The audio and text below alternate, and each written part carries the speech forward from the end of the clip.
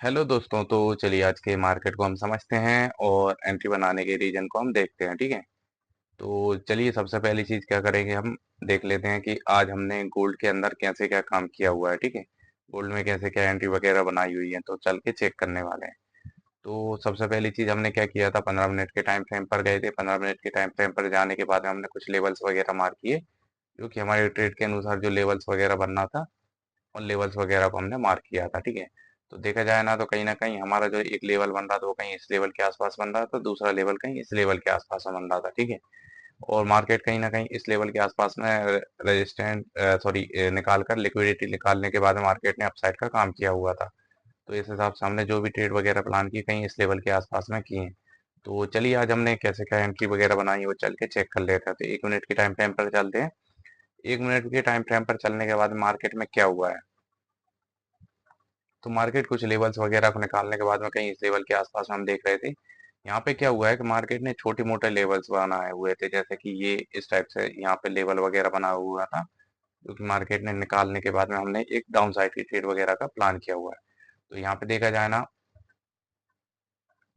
तो इस लेवल को निकालने के बाद में ये वाला जो लेवल है, इस लेवल को निकालने के बाद मार्केट ने रेड कैंडल टाइप भी बनाई। तो इस कैंडल पे रेड के बाद में सेकंड रेड कैंडल ने क्लोजिंग दी डाउन साइड के लिए। तो उसके बाद में हमने कहीं ना कहीं इस लेवल के आसपास में एंट्री बनाई। देन मार्केट ने सेकेंडरी कैंडल पे हमारा एसएल कर दिया। ठीक है। तो कहीं ना कहीं हमारा डाउन साइड की जो एंट्री बनी थी उसमें एसएल देखने को मिला। उसके बाद में देखा जाए ना, तो कहीं ना कहीं हमने वेट किया। वेट करने के बाद में मार्केट में क्या हुआ है कि मार्केट में ये जो लेवल था ना, वो लेवल पास में था। ठीक है। पास में होने की वजह से हमने क्या सोचा कि कहीं न कहीं ये यहाँ तक तो जाना ही जाना है, इसका क्लियर है। तो हमने कहीं न कहीं इस लेवल के आसपास में कुछ एंट्रीज़ वगैरह स्किप हो गई हमारी, थोड़ा-सा एंट्री में लेट हो गए और इस लेवल के आसपास हमने एंट्री बनाई। देन मार्केट ने हमें प्रॉफिट तो दिखाया, प्रॉफिट दिखाने के साथ-साथ में मार्केट ने सेकंड एंड थर्ड कैंडल के अंदर आकर ही हमारा एसएलेट कर दिया। ठीक है।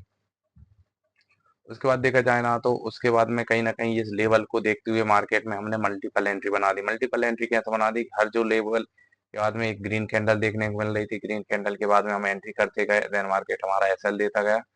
फिर से एंट्री करते गए, फिर से मार्केट ने एसएल दिया, फिर से एंट्री की, फिर एसएल मार्केट ने एसएल दे दिया। ठीक है। ऐसे करके हमने जो नॉर्मल हमें जो 1 या 2 ट्रेड बनाना चाहिए, ठीक है, उस जगह पे हमने कितनी ट्रेड वगैरह बना दी, जो कि देखा जाए ना, तो 1 ट्रेड, 2, 3, 4, 5, 6, 7,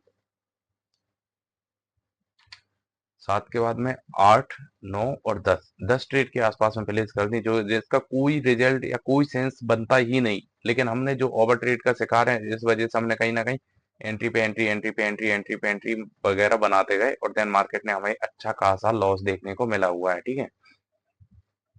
तो इन एंट्रीज वगैरह का तो रीजन क्लियर समझ में आ गया है, क्योंकि मार्केट में कहीं ना कहीं अपसाइड का लेवल था। इस वजह से हमने कहीं ना कहीं एंट्री बनाने का प्लान बनाया है। ठीक है।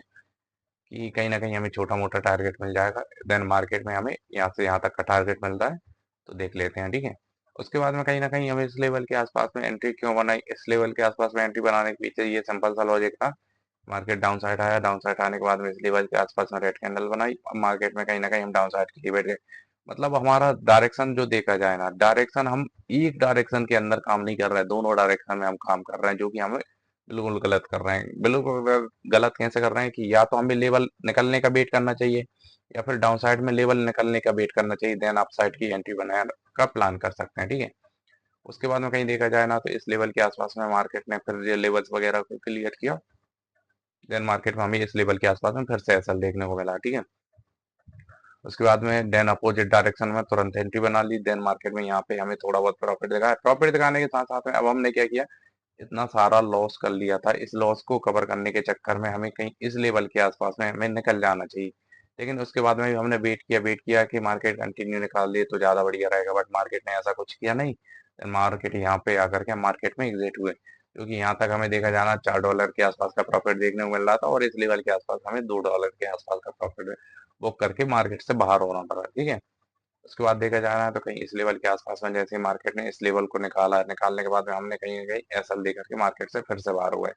यानी कि ऑलमोस्ट देखा जाए ना, तो आज के दिन में हमने सिर्फ और सिर्फ गोल्ड के अंदर कितनी एंट्री बना दी, 11 एंट्री के आसपास में। 1, 2, 3, 4, 5, 6, 7, 8, 9, 10, 11 एंट्री के आसपास में बना दी गोल्ड के अंदर। चूंकि इन जो लेवल है ना, एक लेवल ये है, एक लेवल ये है, हमें 4 एंट्री प्लेस करना चाहिए था। 4 के अलावा हमें जो भी एंट्री बनाई बिल्कुल रॉन्ग बनाई हुई है, ठीक है। कोई सेंस ही नहीं बनता, बट हमने एंट्री पे एंट्री, एंट्री पे एंट्री बनाते रहे।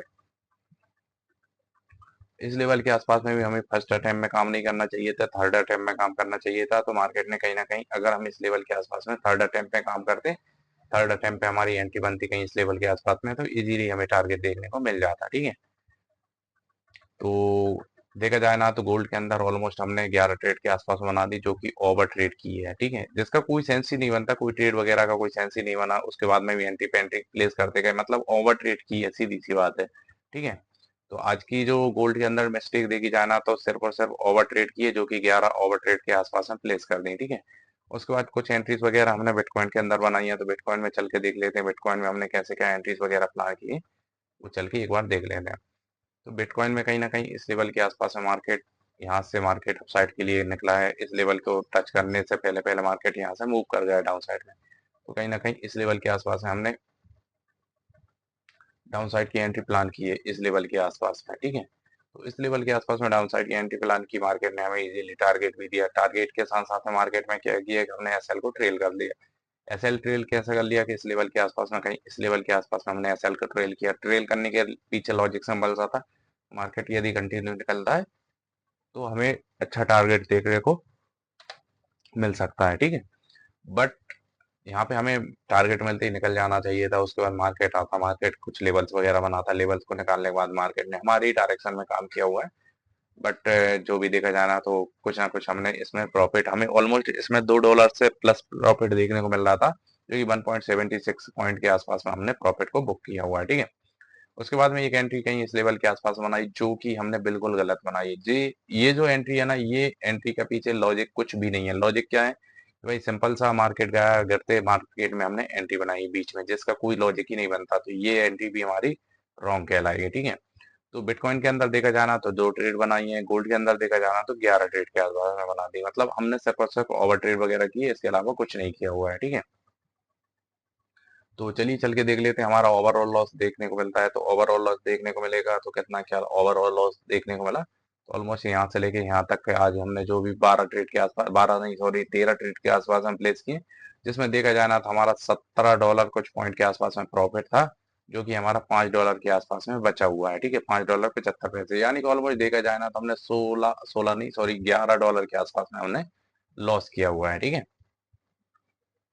तो चलिए दोस्तों, आज के मार्केट को यहीं पर क्लोज करते हैं। Thank you so much.